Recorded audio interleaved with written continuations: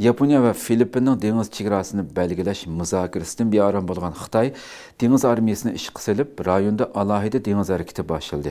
Tayvan sahil mudofaa atriti Xitoyning harakatiga javob qaytarish maqsadida rayonga paraxodlarni avatganligini, mazkur faoliyatlarning xalqaro qonunga xilof ekanligini o'tirg'a qo'ydi.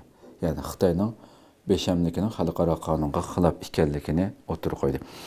Yevropa Xalq Partiyasi rahbari Manfred Weber kunda taxminan 1 milliard yevroga yetadigan savdo qizil raqamining Yevropaning sanoat asosini va yuqori salohiyatli ishga o'rinlash fursatini xatarga duchor qilayotganligini, Xitoy Yevropa sanoatini vayron qilishdan burun Yevropa ittifoqining harakatga o'tishi kerakligini ta'kidladi.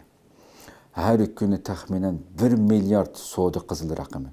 Bu nima degan qo'rqinchli bir raqam o'ylab qo'yaylik. Yani ig'ir darajada bo'lmas kechikmas degan shaklda mushu yaqinqi yillarda bilan jiddiy bu ovozlar kuchayyotdi hamda.